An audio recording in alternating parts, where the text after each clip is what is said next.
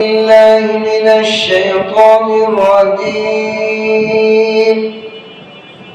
بسم الله الرحمن الرحيم. وإذ قال إبراهيم لأبيه آزر أتتخذ أصناما آلهة إني أراك وقومك في ضلال مبين. وكذلك نري إبراهيم ملكوت السماوات والأرض وليكون من الموقنين.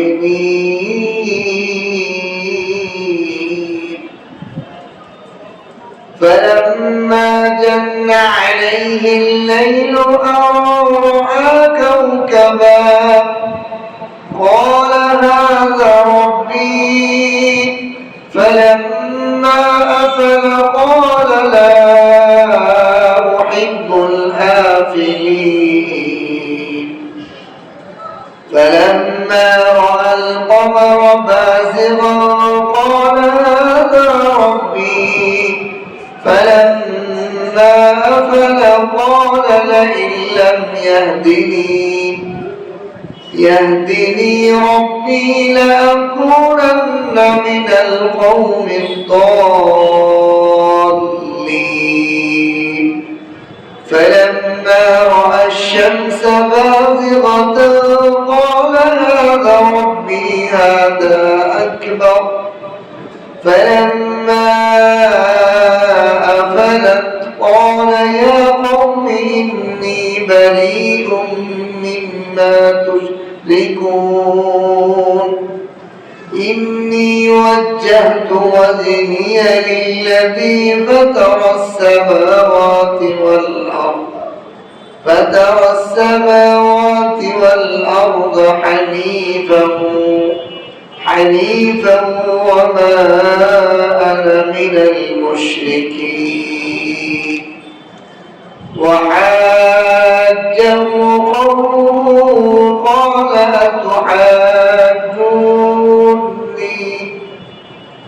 أتحاجوني في الله وقد هدان ولا أخاف ما تشركون به إلا أن يشاء ربي شيئا وسع ربي كل شيء علما أفلا تتذكرون. وكيف أخاف ما أشركتم ولا تخافون أنكم أشركتم بالله ما لم ينزل به عليكم سلطانا. فأي الفريقين أحق بالأمن إن كنتم تعلمون. الذين آمنوا ولم يلبسوا إيمانهم بظلم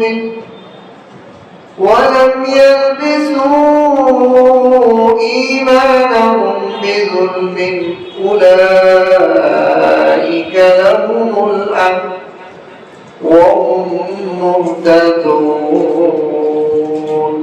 وتلك حجتنا آتيناها إبراهيم على قومه نرفع درجات من نشاء إن ربك حكيم عليم. صدقت يا أرحم الراحمين. بارك الله لنا ولكم في القرآن العظيم ونفعنا وإياكم بالآيات والذكر الحكيم إنه هو الغفور الرحيم. سبحانك لا علم لنا إلا ما علمتنا إنك أنت العليم الحكيم ربي زدني علما ربي زدني علما رب اشرح لي صدري ويسر لي أمري واحلل عقدة من لساني يفقهوا قولي আল্লাহ তাআলা লাখো কোটি শুকর ও সুজুদ মহান রব্বুল আলামিন আমাদেরকে দয়া করে মায়া করে আল্লাহর ঘর মসজিদে প্রতি সপ্তাহের ন্যায় দীর্ঘ এক মাস রমজানের বিরতির পরে আমার ধারাবাহিক কোরআন কারীমের তাফসীরে করা এবং বসা আল্লাহ সন্তুষ্ট নিয়তে আল্লাহ তৌফিক দান করেছেন এজন্য কালিমাতু শুকর আদায় করি আলহামদুলিল্লাহ। আল্লাহ তাআলা দয়া মায়া না করলে ভালো কাজে অংশগ্রহণ করা কঠিন। আল্লাহ তাআলা শুকর যে আল্লাহ তাআলা আমাদেরকে বসার তৌফিক দান করেছেন, আল্লাহ কালামের কথা বোঝানোর তৌফিক দান করেছেন। এজন্য আমার অন্তর থেকে আমরা শুকর জ্ঞাপন করি আলহামদুলিল্লাহ। সূরা আনআমের ৭৪ নম্বর আয়াত থেকে ৮৩ নম্বর আয়াত ১০টি আয়াত আমি তেলাওয়াত করেছি। এই আয়াতগুলোর মধ্যে আল্লাহ তাআলা আরবের মুশরিকদেরকে রাসূলুল্লাহ সাল্লাল্লাহু আলাইহি ওয়াসাল্লামের মাধ্যমে মূর্তি পূজা, বিভিন্ন জিনিসের পূজা, শিরক থেকে বিরত থাকার দলিল প্রমাণ পেশ করেছেন হযরত ইব্রাহিম আলাইহিস সালাতু ওয়াস সালামের ঘটনার মাধ্যমে।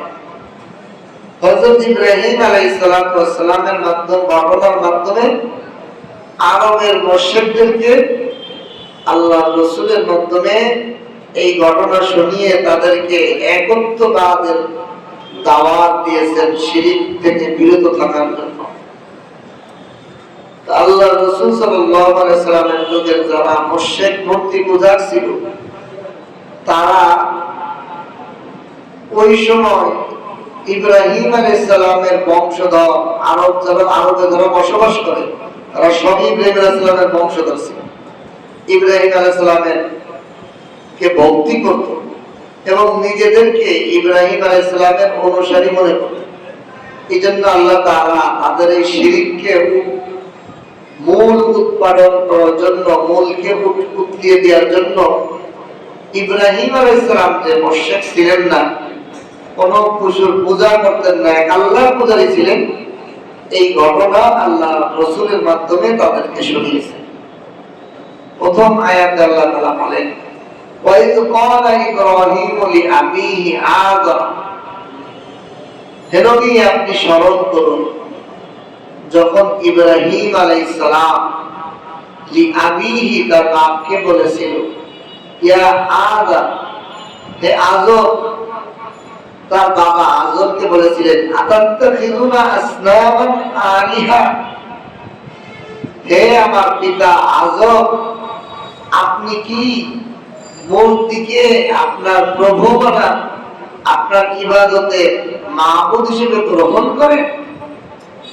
ইন্নী আরাকা ওয়া কওমাকা ফি দালালিন মুবিন, আমি তো আপনাকে এবং আপনার জাতিকে প্রকাশ্যে গোমরাহের মধ্যে দেখতেছি।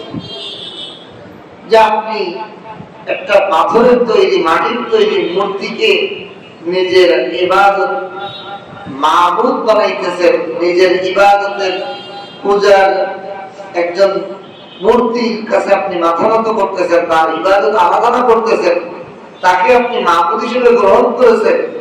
আমি তো আপনাকে এবং আপনার জাতিকে প্রকাশ্যে গোমরাহের মধ্যে দেখতেছি। ইব্রাহিম আলাইহিস সালাম তার পিতা আযরকে বললেন। মুফাসসিরুন ইকরাম বলেন, এখানে ইব্রাহিম আলাইহিস সালামের বাবা যে আযর, এই আযর আসলে নাম না, লকব, উপাধি। আসল নাম ছিল তারিক।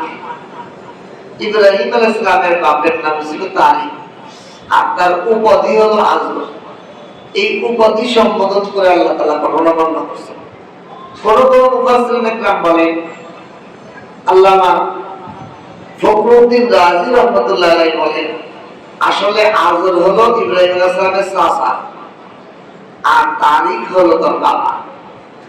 কিন্তু তার চাচা নমরুদের একজন মন্ত্রী ছিল এবং সে মুশরিক ছিল। এই জন্য চাচা বাবের মতো, এই জন্য লিআবিহি বাদনা করা হয়েছে।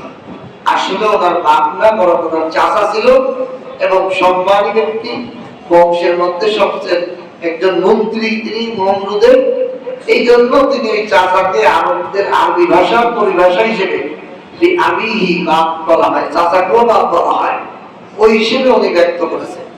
আসলে ওনার বাপ ছিল তারিক আর ওনার চাচা হলো আযর। এই চাচাকে সম্বোধন করে আল্লাহ নবী ইব্রাহিম খলিলুল্লাহ তিনি বলেন, হে চাচা, যেহেতু উনি বংশের পুরা মাথা ছিল, এই জন্য তাকেই ঈমানের দাওয়াত, একত্ববাদের দাওয়াত তার যে শুরু করছে। কারণ বংশের মাথা যদি ঠিক, পুরো বংশ ঠিক। এই জন্যই উনি ওনার সেই সম্মানিত চাচা, মন্ত্রী, এমপি, তাকেই প্রথম বলেন, হে আমার পিতামহ চাচা, আতাত্তাখিযুনা আসনামান ইলাহা আলিহা, আপনি কি মূর্তিকে আপনার মাবুদ হিসেবে গ্রহণ করেছেন? ইন্নী আরাক, আমি তো আপনাকে দেখছি, ওয়া কওমাকা, আপনার অধীনস্থ যত বংশধর আছে সবাইকে আমি দেখতেছি, ফি দালালিন মুবিন, প্রকাশ্যে গোমরাহের মধ্যে পতিত হয়ে আছে। এইখানে কয়েকটা জিনিস আমাদের জন্য শিক্ষা। এক নম্বর হলো বংশের মুরব্বীকে, বংশের মূল মাথাকে দাওয়াতের কাজে তাকে নিয়ে শুরু করা। আমি যদি বংশের নিচু মানুষদেরকে দাওয়াত দেই, ওই নিচু মানুষটা অন্যদের প্রভাবে সে হিদায়াতের পথে আসতে পারবে না। আর বংশের এলাকার শহরের বড় মানুষটা, মাথাটাকে আগে দাওয়াত দেই, সে যদি হিদায়াতের পথে চলে আসে, সে যদি তিন চিল্লার সাথে হয়ে যায়, তাহলে তার অধীনস্থরা সব তিন চিল্লা লাগাইতে কোনো অসুবিধা হবে না। এই জন্য আযর বংশের মাথা ছিল, তাকেই প্রথম আযর দাওয়াত দেওয়ার জন্য উদ্বুদ্ধ করেছে। এই জন্য আমাদের জন্য এখানে শিক্ষা যে আমাদের পরিবার থেকে সর্বপ্রথম দ্বীনের দাওয়াত দেওয়া। আমার পরিবারের মানুষগুলো যারা নামাজ পড়ে না, তাদেরকে প্রথমে দাওয়াত দেওয়া, তাদেরকে আগে নামাজের দাওয়াত দেওয়া, তারপরে বাইরে, তারপরে সমাজ, রাষ্ট্র। এই ধারাবাহিকতা শিক্ষাটাকে এই কোরআন থেকে আমরা পাই যে ইব্রাহিম আলাইহিস সালাম সর্বপ্রথম এক আল্লাহর একত্ববাদের, এক আল্লাহর পূজা করা, এক আল্লাহর আরাধনা করা, ইবাদত করা দাওয়াতটা প্রথম ঘর থেকে, তার পরিবার থেকে শুরু করেছে। এই জন্য আমরাও আমাদের পরিবারকে আগে দ্বীনের দিকে দাওয়াত দিব। প্রথম দ্বীনের দিকে দাওয়াত আমার পরিবারকে দিয়ে শুরু করা। এরপরে আল্লাহ তাআলা বলেন, উনি এই আয়াতের মধ্যে আরেকটা শিক্ষা হলো, তিনি অথচ তিনার বাবা আযর চাচা, তিনি ওখানে বলছেন, হে আপনি এবং আপনার জাতিকে আমি গোমরাহের মধ্যে দেখছি। এখানে তিনি এই কথা তো বলতে পারতেন, আপনাকে এবং আমার সমাজ, আমার গোষ্ঠীর লোককে, আমার জাতিকে আমি গোমরাহের মধ্যে দেখছি, এই কথা তো বলতে পারতেন। এই কথা কেন বলেননি? কারণ একজন মানুষের সাথে সম্পর্ক হবে আমার বাবা, আমার মা, আমার ভাই, আমার বন্ধু, এই সম্পর্ক হওয়ার জন্য মূল ফাউন্ডেশন হবে আল্লাহ। যে আল্লাহ মানে সে আমার বাবা হলে আমি তাকে বাবা বলবো, যে আল্লাহ মানে না সে আমার বাবা হওয়ার পরেও আমি তাকে বাবা মানি না। আল্লাহ রাসূল সাল্লাল্লাহু আলাইহি ওয়াসাল্লাম বলেন, মান আহাব্বা লিল্লাহ ওয়া আবগাদা লিল্লাহ ওয়া আতা লিল্লাহ ওয়া মানা লিল্লাহ ফাকাদ ইসতাকমালাল ঈমান। যে ব্যক্তি আল্লাহর জন্য কাউকে মহব্বত করে, আল্লাহর জন্য কারোর সাথে দুশমনি রাখে, আল্লাহর জন্য তাকে দেয়, আল্লাহর জন্যই তাকে আবার দেয় না কাউকে, সেই ব্যক্তি হলো ঈমানে কামিল, পরিপূর্ণ ঈমানদার ব্যক্তি। এটাও বোঝা যায়। এই জন্য ইব্রাহিম আলাইহিস সালাম তার চাচা এবং তার চাচার জাতিকে নিজের জাতি বলেন নাই। কেন? তারা শিরিক করে, পূজা করে, মূর্তি পূজা করে, তারকা পূজা করে, আগুনের পূজা করে। এই জন্য তার জাতি, তার নিজের জাতি হওয়ার পরেও সে নিজের জাতির দিকে নিজের দিকে সম্বোধন করে নাই, বরং তার চাচা, তার বাবা এবং বাবার জাতি হিসেবে সম্বোধন করছে। তোমাদের সাথে আমার কোনো সম্পর্ক নাই, যতক্ষণ পর্যন্ত তোমরা শিরিক করবে, তোমরা বাপ হইলেও তোমরা আমার না, তোমরা ভিন্ন। আল্লাহ, এখান থেকে আমাদের জন্য শিক্ষা, যে ব্যক্তি আল্লাহ শিরিক, কবিরা গুনাহ, গুনার কাজে লিপ্ত থাকবে, সে আমার সম্পর্কের কোন মহব্বতের মানুষ হতে পারে না। যে আল্লাহ পাকের নাফরমানি করবে, তার সাথে আমার কোন বন্ধন, আমার কোন সম্পর্ক, মহব্বতের সম্পর্ক হতেই পারে না। কারণ আমি আল্লাহকে মহব্বত করি, আল্লাহর মহব্বতের কারণে আল্লাহ নাফরমানদের ব্যক্তির সাথে আমার কোন সম্পর্ক থাকতে পারে।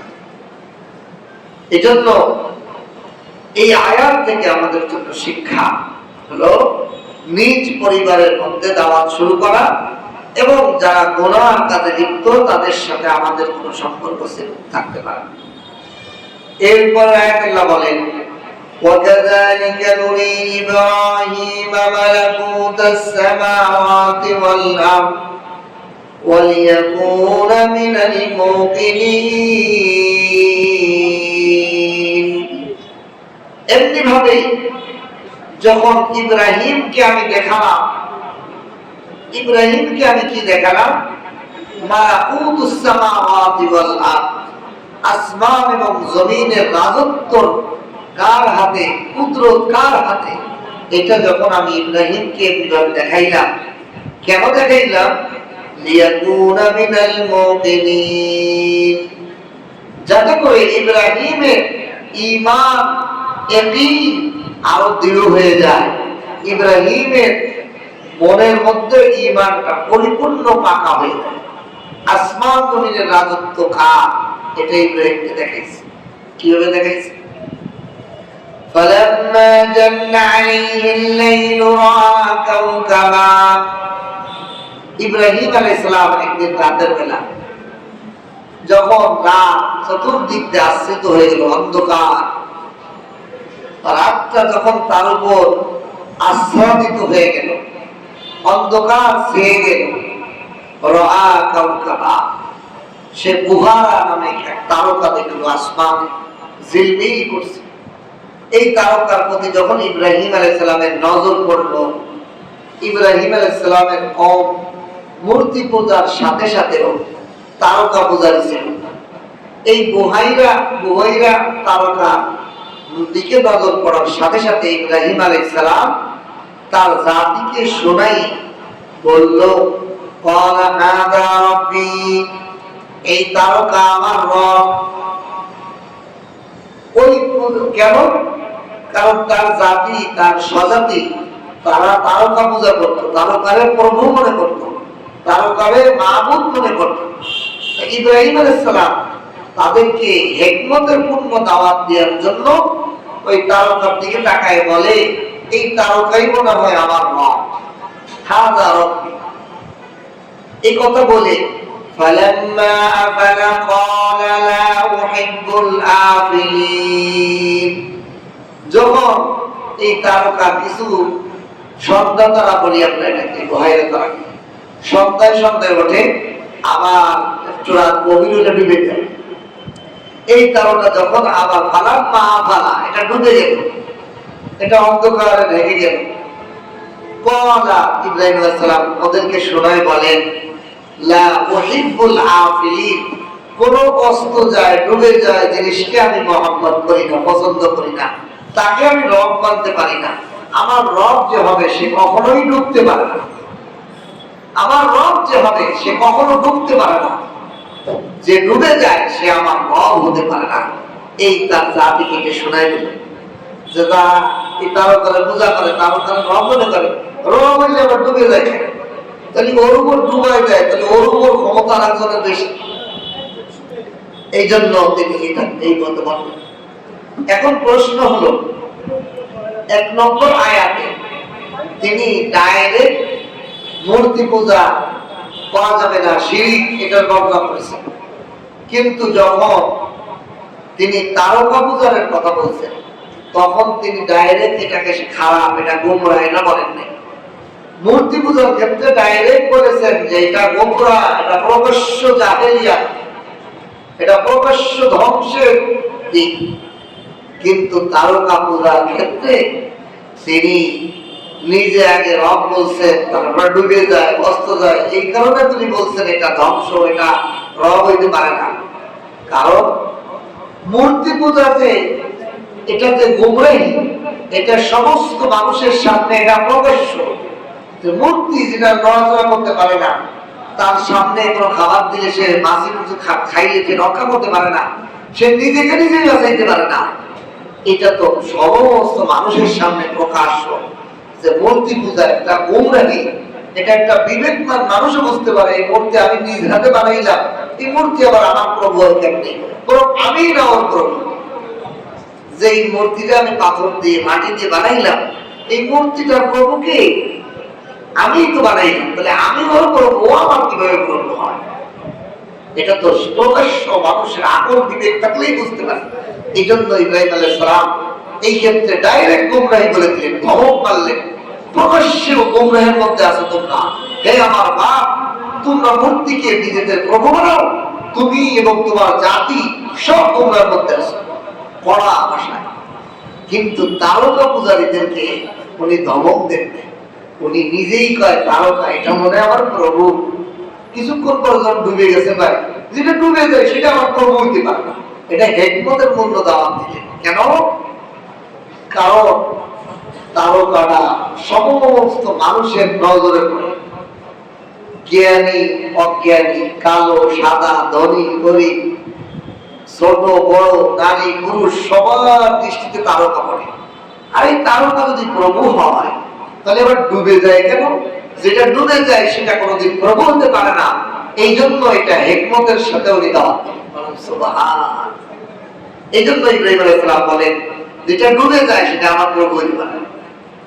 2 নম্বর আবার দাওয়াত দিলেন, ফালাম্মা রাআল কমার, কিছুক্ষণ রাত অন্ধকার পরে আবার উনি দেখলেন চাঁদ উঠছে, ঝলমলে চাঁদ, বাজেবান পূর্ণিমার চাঁদ আসমানের মধ্যে ভেসে উঠছে। কোন হাজার রব্বি, এটাই মনে আমার রব। ইব্রাহিম আলাইহিস সালাম বলেছে, তার জাতিকে শোনায়, জাতিকে শোনায়, তার স্বজাতিকে, তার গোষ্ঠীর মানুষকে শোনায়, এইটাই মনে আমার প্রভু, এই চাঁদ মনে আমার প্রভু, এই উজ্জ্বল চাঁদ। ফালাম্মা আফালা, যখন চাঁদটা আবার ডুবে গেল, ক্বালা لئن لم يهدني ربي لأكونن من القوم الضالين। তিনি বলেন, হায় আমার প্রভু, আমার মালিক যদি আমাকে হিদায়াতের পথে না চালাইতেন, তাহলে তো আমি প্রকাশ্যে গোমরাহ করে দিতাম। আমি তো এই চাঁদকে আল্লাহ মনে করছি, রব মনে করছি। এই চাঁদ যদি ডুবে যায়, চাঁদ যদি আরেকজনের প্রভাবে প্রভাবিত হয়, যিনি রব হবেন তিনি তো কারো প্রভাবে প্রভাবিত হতে পারেন না, তিনি সবার উপর প্রভাব খাটাবেন। তিনি প্রভু, তিনি মালিক, তিনি মাবুদ, তিনি সবার উপর প্রভাব খাটাবেন। তার উপর কেউ প্রভাব খাটায়, তারে ডুবাই দেয়, সে ডুবে যায়, এটা তো আমার প্রভু হতে পারে না। আমার মালিক আমাকে বাঁচাইছে এই গুমরাহি থেকে। সুবহান। ফালাম্মা রাআ আশ-শামসা বাযিগা, দিনের বেলা আবার সূর্য উঠছে। স্বজাতিদেরকে বলে, হায় এটা তো আরো বেশি উজ্জ্বল, আলো প্রখরতা বেশি, এই সূর্য তো আরো গোলকময়। ক্বালা হাযা রাব্বি হাযা আকবার, এটা তো বড় প্রভু মনে হইতেছে, এটা তো ছোট রব না, বড় রব মনে হইতেছে। শুধু রব না আমার, এটা বড় রব আমার। ফালাম্মা আফালা, সন্ধ্যাবেলা সূর্য যখন ডুবে যাইতেছে, قال يا قوم إني بريء مما تشركون। ইব্রাহিম আলাইহিস সালাম বলেন, মাগরিবের সময় এত বড় প্রখর সূর্য এটা ডুবে যাইতেছে, এটা আমার রব হতে পারে না।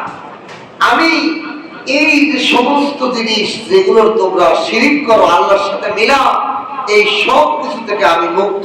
আমি এই মুশরিকদের সাথে নাই, আমি এর থেকে পৃথক। আমি এদের সাথে শিরিক করব না, আমি কাউরে আল্লাহ মানি না, আমি এক আল্লাহ মানি। জাতি তার গোষ্ঠীর লোকেরা কয়, আচ্ছা তুমি মূর্তিরও প্রভু মানো না, তারকারও প্রভু মানো না, চাঁদেরও প্রভু মানো না, সূর্যেরও প্রভু মানো না, এই ইব্রাহিম তোমার প্রভু কি? সবাই মিলে ইব্রাহিম, আমরা তো মূর্তি কেউ পূজা করি, কেউ তারকা পূজা করি, কেউ চন্দ্র পূজা করি, কেউ সূর্য পূজা করি, কিন্তু তুমি কেউই প্রভু মনে করো না, বলো যে এগুলো আমরা বলতে পারে না, এগুলো ডুবে যায়, মূর্তির তার কোনো শক্তি নাই নিজেকে বাঁচানো, তারকা সে ডুবে যায়, চাঁদ সে ডুবে যায়, সূর্য সে ডুবে যায়, এগুলোর মধ্যে প্রভু হওয়ার কোনো যোগ্যতা নাই। আসলে তো তুমি কারে প্রভু বানো? ইব্রাহিম আলাইহিস সালাম জবাব দিয়েছেন, আল্লাহ শিখাইতেছে, ইন্নী ওয়াজ্জাহতু ওয়াজহিয়া লিল্লাযী ফাতারাস সামাওয়াতি ওয়াল আরদা হানিফান ওয়া মা আনা মিনাল মুশরিকিন। ইব্রাহিম আলাইহিস সালাম জবাব দিতেছেন, ইন্নী, নিশ্চয়ই আমি কারে প্রভু মানি জানো? ওয়াজ্জাহতু, আমি আমার চেহারাকে ওই প্রভুর দিকে করেছি, ওয়াজহিয়া লিল্লাযী, ওই সত্তার দিকে, ওই সত্তা, ওই ক্ষমতাবান, ওই স্রষ্টা, ওই শক্তিধর সত্তার দিকে আমার মুখকে নিবেদিত করেছি। ফাতারাস সামাওয়াতি ওয়াল আরদ, যিনি আসমান এবং জমিনকে বানাইছেন, যিনি এই তারকাকে চালান, যিনি এই সূর্যকে চালান, যিনি এই তারকা চন্দ্রকে চালান, এগুলো যিনি পরিচালনা করেন, ওই ক্ষমতাধর স্রষ্টার দিকেই আমি মনোনিবেশ করেছি একানিষ্ঠভাবে।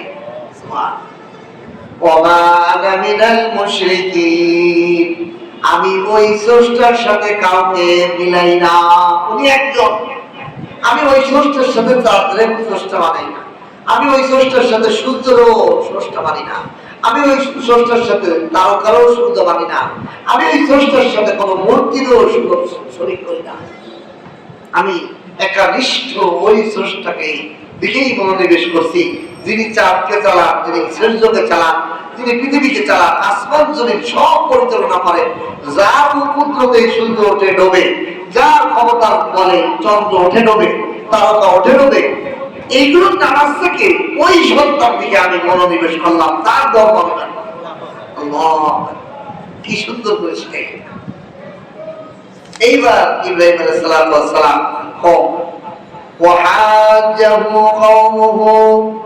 ইব্রাহিমের জাতি ইব্রাহিমের সাথে ঝগড়া শুরু করল, এই নিয়ে তুমি অমুক, আমরা মূর্তি পূজা করি, তারকা পূজা করি, চন্দ্র পূজা করি, সূর্য পূজা করি, তুমি এগুলোকে যে পরিচালনা করে একজনকে সিজদা করো, তোমার কি এগুলোর ভয় নাই? এগুলো তোমার কোনো ক্ষতি করতে পারে?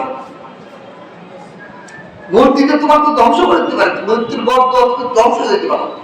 তারকা পূজা যারা করে তারা তারকার বদ্ধ হয়তো তুমি ধ্বংস হয়ে দেবা। ইব্রাহিম আলাইহিস সালাম তাদের ঝগড়ায় জবাব দিয়েছেন, ওয়াহাজ্জাহু কওমুহু, ইব্রাহিম তার জাতির সাথে ঝগড়া করা শুরু করলেন, কথা কাটাকাটি।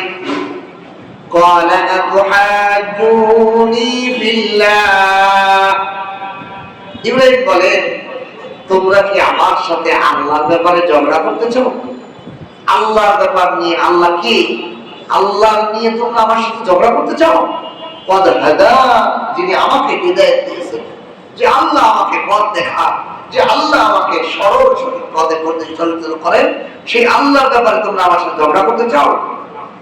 ওয়ালা আখাফু মা তুশরিকুন বিহি ইল্লা আইয়াশা রাব্বি শাইআ, ওয়ালা আখাফু, আমি ভয় করি, মা তুশরিকুন বিহি, যে আল্লাহর সাথে তোমরা যে জিনিসগুলো শরীক করো, আমি এটার ভয় পাই। তোমরা আল্লাহর সাথে মূর্তিকে মিলাও, তোমরা আল্লাহর সাথে তারকা সূর্য চন্দ্রকে মিলাও, আমি বড় ভয় পাই। অথচ ইল্লা আইয়াশা রাব্বি শাইআ, আল্লাহ সমস্ত জিনিসের আল্লাহ নিয়ন্ত্রণ, এই সবগুলো আল্লাহ নিয়ন্ত্রণে। ওয়াসিআ কুল্লা শাইইন ইলমা, আল্লাহর জ্ঞানের এহাতা, আল্লাহর জ্ঞানের মধ্যেই সব কিছু আছে। আল্লাহ এই মূর্তির ব্যাপারে জানেন, তাও কার ব্যাপারে জানেন? আসমান জমিনে যা কিছু আছে, একটা পাতা গাছের থেকে উড়ে উড়ে কেমনে পড়ে, ওই পাতার শব্দ, ওই পাতার পড়া, ওই পাতা কয় মিনিটে পড়ে, সর্ব বিষয়ে আল্লাহ তাআলার খবর আছে। সুবহানাল্লাহ। অথচ আমার আপনার বাড়ির আঙ্গিনায় তেঁতুল গাছ আছে, কৃষ্ণচূড়া গাছ আছে, যার পাতা হলো ছোট ছোট। এই পাতা কোন সময় কোনটা পড়ে, এটার খবর রাখা আমি বান্দার দ্বারা সম্ভব? আল্লাহ বলতেছেন অন্য আয়াতে, ও বান্দা, তোমার ঘরের আঙ্গিনার যে পাতা আছে, কোন পাতাটা, শুকনা পাতা না কাঁচা পাতা, কোনটা কোন সময় পড়ে, কি পড়ে, কোন টাইমে পড়ে, সর্ব বিষয়ে আমি আল্লাহ জানি। আল্লাহ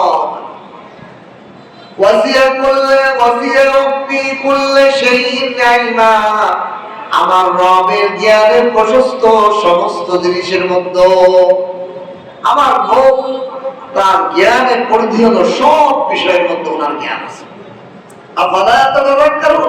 তার উপরেও তোমরা আল্লাহর ব্যাপারে স্মরণ করবে না, শিক্ষা গ্রহণ করবে না। وكيف أخافوا ما أشركتم ولا تخافون أنكم أشركتم بالله ما لم ينزل به عليكم سلطانا। কিভাবে তোমরা আখাফু ভয় করো না, মা ওই জিনিসের, আশরাকতুম যে তোমরা শরীক করো, ওয়ালা তাখাফুন তোমরা ভয় করো না। কিভাবে আমি তোমরা যা আল্লাহর সাথে শরীক করো, মূর্তি পূজা, তারকা, এগুলোকে আল্লাহর সাথে শরীক করো না, আমি এগুলোকে কিভাবে ভয় করব?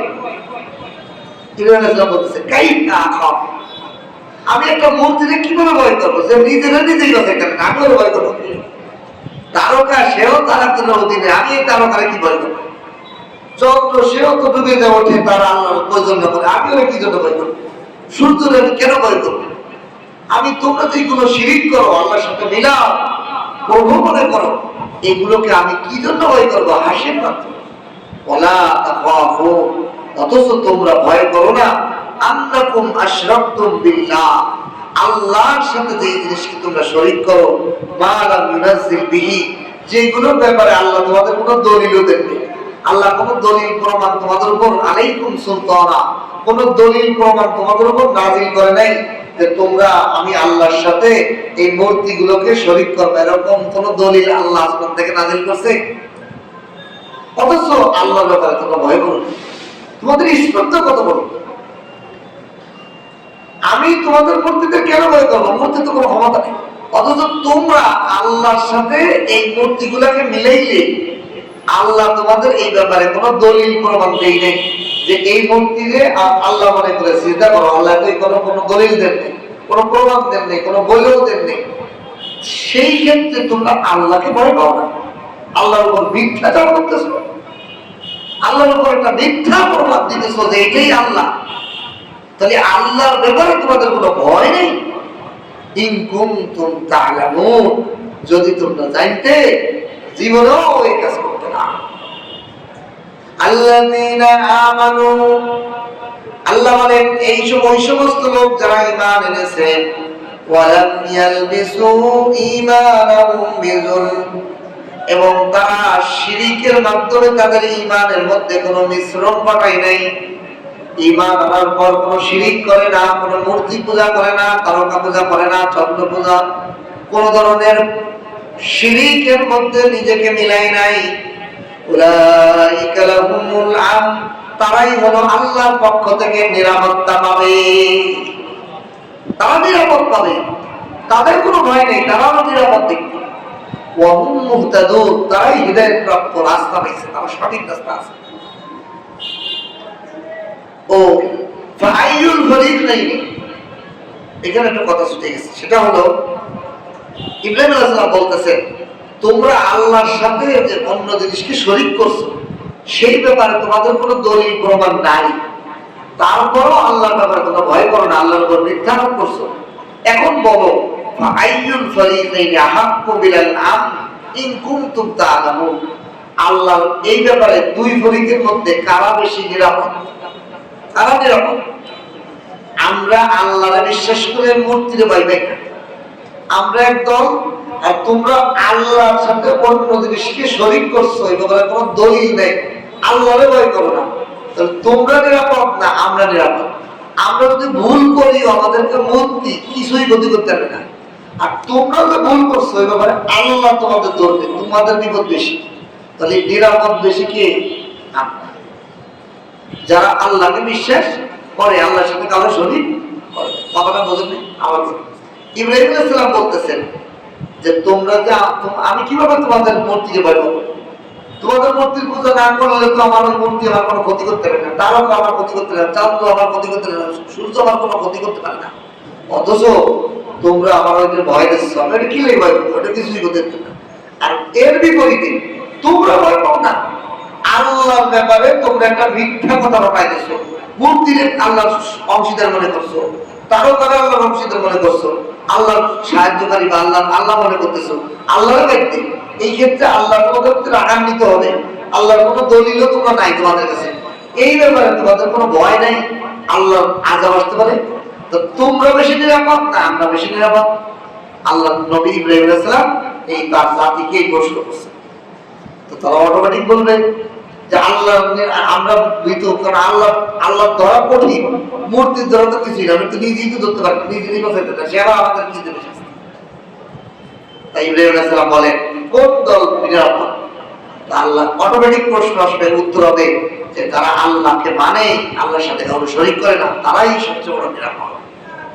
এরপরে আল্লাহ তাআলা বলেন আল্লাযীনা আমানু, ওই নিশ্চয়ই যারা ঈমানদার, ওয়ালাম ইয়ালবিসু ঈমানুহুম বিযুলমিন, তারা তাদের ঈমানের সাথে কোনো শিরক যোগ করে নাই, উলাইকা লাহুমুল আমন, তারাই সবচেয়ে বড় নিরাপদ, তাদের কোনো ভয় নাই।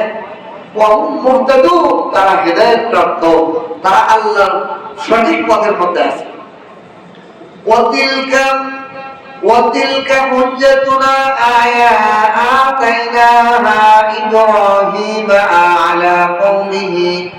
এরপর আল্লাহ তাআলা বলেন আমি যে এই যে দলিল প্রমাণ ইব্রাহিমকে দিলাম, আমি কোরআনের মাধ্যমে ইব্রাহিম আলাইহিস সালামকে শিখিয়ে দিয়েছিলাম, আমি আল্লাহ ইব্রাহিমকে যে দলিল প্রমাণ দিয়েছি, তিলকা হুজ্জাতুনা, আমার যে দলিল, আমি আল্লাহ যে এক, আমার মধ্যে কোনো শরীক নাই, এই যে দলিল প্রমাণ, এটা আমি দয়া করে ইব্রাহিমকে দান করেছি তার জাতির সাথে ঝগড়া করে জিতার জন্য। সুবহানাল্লাহ, তার জাতির সাথে ঝগড়া করে জিতার জন্য আমি ইব্রাহিমকে এই দেশে নিয়েছি। ইব্রাহিম বা গায়ের জোরে পারে না, এর মানে আমি যে হকের উপর আছি, আমার গায়ের জোরে আমি নামাজ পড়তে পারি তা নয়, আমার গায়ের জোরে আমি কোরআনের আলেম হয়েছি তা নয়। আপনি একজন মুসল্লি নামাজ পড়তে পারেন, দিনদার হয়েছেন, আপনার গায়ের জোরে নয়, এটা আল্লাহ পাকের দয়া, আল্লাহ পাকের দয়া। আল্লাহ ইব্রাহিম নিজের যোগ্যতা এটা করে নাই, বরং আমি আল্লাহ ইব্রাহিমকে এরকম ঝগড়া করে তার জাতিদেরকে ঠকানোর মতো যোগ্যতা আমি দিয়েছি। সুতরাং একজন নেক বান্দা, একজন পয়গম্বর, সে সর্বক্ষণই আল্লাহর প্রতি বিনয়ী, আল্লাহ না দিলে আমি কিছুই পারতাম না। এখানে আমাদের জন্য শিক্ষা।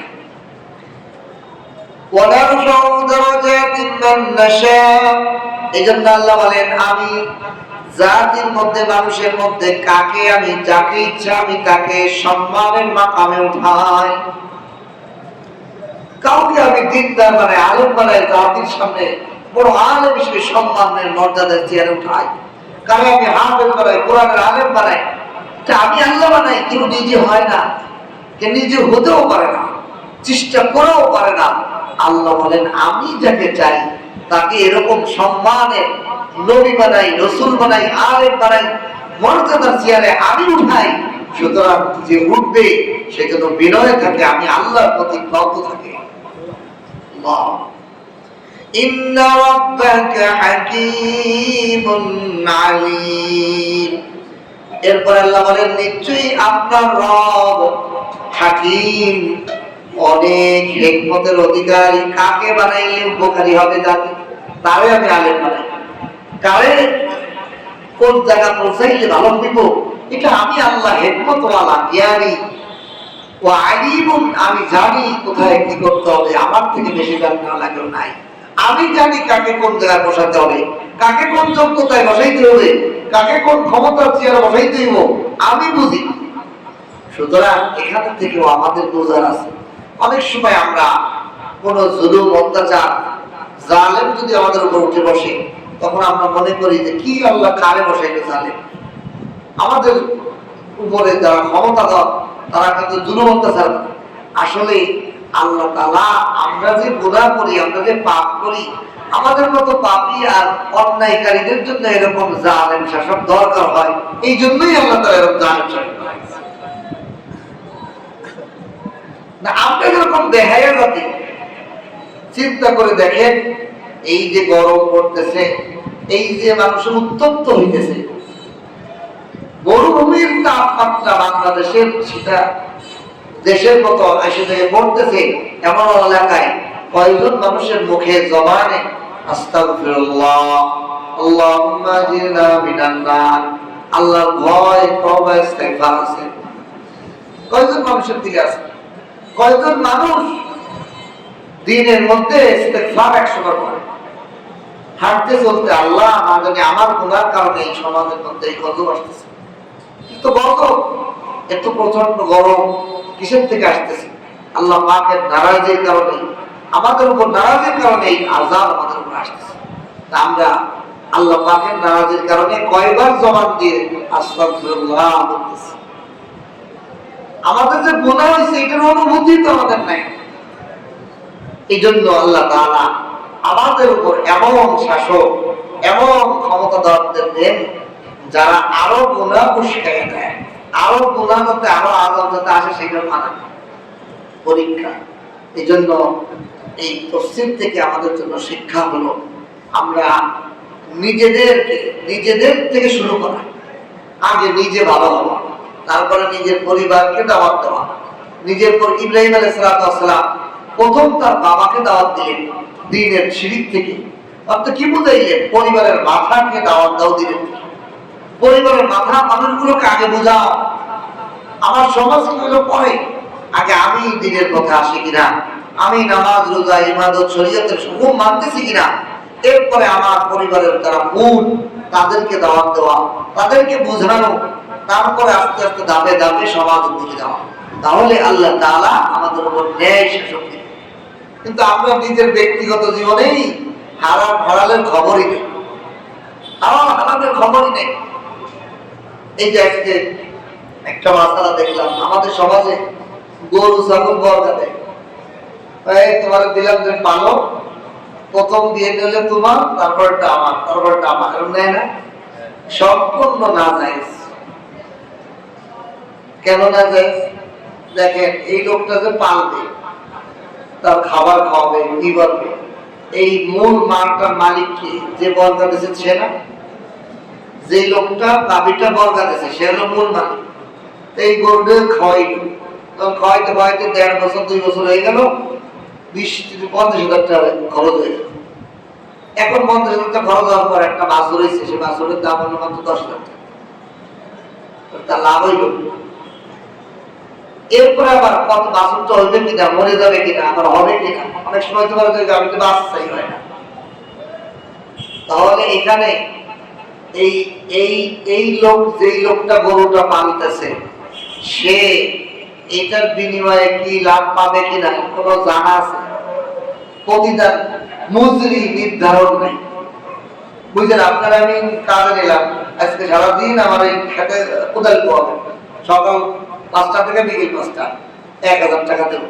তাহলে মজুরি নির্ধারণ আছে কিনা? নির্ধারণ আছে কিনা? কিন্তু এই লোকটা যে গরু পালতেছে, এর মজুরি কোনো নির্ধারণ হয়েছে? এই জন্য জায়েজ হবে কেন? আপনার নির্ধারণ করতে হবে যে আমার গরুরে তুমি পালবা, খাবার দাবার,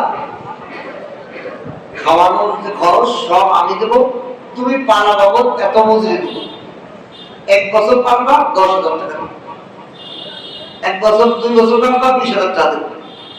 এখন এইটা হতে পারে যে তোমাকে আমি টাকা না দিই, যে কখন বাছুরটা হবে সেই বাছুরটা একটা দাম দিলে, ওই যে তোমার 20,000 ধরছি, তাহলে গরুর দাম হলো 15,000, আর 5,000 যোগ দিন গরু সহ টাকা দিয়ে দিলাম, তবে যাই দিয়েছে। কিন্তু নির্ধারণ না করে দিলে, টাকা অর্থ উল্লেখ করে না দিলে, এটা সুদী কারবার হবে, জায়েজ হবে না, হারাম হবে। অথচ আমাদের সমাজে ছাগল গরু ঘর গাছ হচ্ছে দুলছে, এই মাসালার খবর নাই, কোনো খবরও নেই। আমিও তো চাকরি করে কালকে একজন আমাকে ভোগ করছে যে তাকে করে দেখি সততা যারা করতেছে সমাজে সবাই গুনার কাজ। তাহলে আমি আমার ব্যক্তিগত জীবনকে এখনো পরিষ্কার করতে পারিনি। আমার ব্যক্তিগত জীবনে হালাল হারামের হাজারো মাসলা দরকার। আমার জীবনে কোনো একজন মুফতি সাহেব মুরব্বী নাই। আমি শুধু নামাজ পড়তে যাই, নামাজের মাসালাটা জিজ্ঞাসা করি, আর কোনো মাসালা জিজ্ঞাই নেই। আমার পারিবারিক জীবন, ব্যবসার জীবন, লেনদেনের জীবন, মুআমালাত মুআশারাতের জীবনে হাজারো মাসাইল আমার একজন মুফতি সাহেব দরকার। প্রতিটা ক্ষেত্রে আমার একজন মুরব্বী দরকার। সেই ক্ষেত্রে আমি একজন মুফতি সাহেবকে মুরব্বী বানাইতে পারি নাই, নাই জিগাইও না। ওইদিক জিগাইলে যদি আমার তাহার ভাগ চায়। এই রমজান মাসে অনেক ব্যবসায়ী আছে, অনেক মহব্বতের মানুষ, তারা আমার কাছে যাকাতের হিসাব করতে আসে না। যদি আমি হুজুর মানুষ জায়গায় যাই, তার কয়টা আছে? আলহামদুলিল্লাহ, কিছু মুসল্লি আমার পেয়েছি যাদের জন্য দিল খুলে দোয়া আসে, যারা আমার কাছে সব টাকা পয়সা অর্থ করি সব হিসাব নিয়ে আমার কাছে বসেছে। হুজুর আমার সব জাকাতের হিসাব বের করে, সমস্ত হিসাব বের করে দিছি, জাকাত আসছে, বলছে সম্পূর্ণ জাকাতটা আপনার হাতে দিয়ে দিলাম, আপনার যেখানে সুন্দর হলে আদায় করলে আমার জন্য উপকার হবে সেখানে আদায় করবে। বলেন এরকম মুসল্লির লেগে দোয়া হবে কিনা? তাহাজ্জুদ করলেও হাত বাইলে তার কথা মনে পড়ে। যারা আলেম এসেছে তার কি লস হয়েছে? আমি বলছি যে আমার সাথে হিসাব করে কেউ যদি জাকাত আদায় করে, আমি অফার দিছি, যে ব্যক্তি আমার সাথে হিসাব করবে, আমি যেভাবে বলবো সেভাবে আদায় করবে, পরের বছর যদি তার টাকা 1 লাখ টাকা কম হয়, আমি এই ঘাটতি পূরণ দিয়ে দেব। কারণ আল্লাহ রাসূলের ওয়াদা, সঠিকভাবে হিসাব করে সঠিকভাবে আদায় করলে সম্পদ বাড়বে। আমি আমার এক বন্ধুকে হিসাব করে দিয়েছি, প্রথমে 30,000 টাকা দিয়েছি, তারপরের বছর এসে 70,000, বলেন কমছে না বাড়ছে? তারপরের বছর আছে 1.5 লাখ, কমছে না বাড়ছে? তারপরের বছর তার আমার পায় না, কোটি কোটি টাকার মালিক, বাড়তেই আছে। তবে শিখে ফেলেছি দোস্ত, সিস্টেম শিখে ফেলেছি। সবচেয়ে বড় ইনভেস্ট হলো আল্লাহর হক আদায় করে দাও, সম্পদ খালি ফুলে ফুলে আপনি বড়। মানুষ বোঝে না, ব্যবসায়ীরা মনে করে বেশি টাকা হইলে বেশি ইনভেস্ট করতে পারবো, কিনে টাকা মানুষ দেবো কেন? আমি আল্লাহই বাড়ায়, আল্লাহই সম্পদের বরকত দেয়। আল্লাহ হক আদায় করে দিলে আল্লাহ মান সিকিউরিটি, চোর ডাকাত থেকে আল্লাহ ইবাদত করবে, আপন প্রাণের ক্ষতি থেকে ইবাদত করবে, আল্লাহ রাসূলের ওয়াদা। এই জন্য ব্যক্তি জীবন থেকে আমার শুরু করতে হবে যে আমার লাইফে হারাম থেকে বাঁচতে হবে। আমার লাইফের মধ্যে যেন কোনো ধরনের গোনায় কবিরা, কোনো ধরনের শিরিক, কোনো ধরনের ই না আসে। একজন আলেমের কাছে বসা, হুজুর আমার কোনো লাইফে কোনো শিরিক আছে কিনা, আমি এই কথাগুলো বলি, এই কাজগুলো করি, এইভাবে করি, সেগুলো জাস্টিফাই করে নেওয়া। আমি এই ধরনের কথা বলতেছি, আমার কথা ঠিক আছে কিনা, আমার এই কথাটা ঠিক আছে, আমার এই কাজটা ঠিক আছে কিনা, আমার জাস্টিফাই করে আখেরাত তো না, সব কথা দেয়। আল্লাহ তাআলা আমাদের সকলকে কোরআনের এই আয়াত থেকে শিক্ষা গ্রহণ করে নিজেদেরকে সংশোধন করা, শিরক মুক্ত জীবন করার তৌফিক দান করেন। আল্লাহ পাকের একত্ববাদের মহব্বত, আল্লাহর মহব্বত, আল্লাহর দিনের, আল্লাহর ভয় দিলের মধ্যে রেখে জীবন যাপন করার তৌফিক দান করেন। আমিন।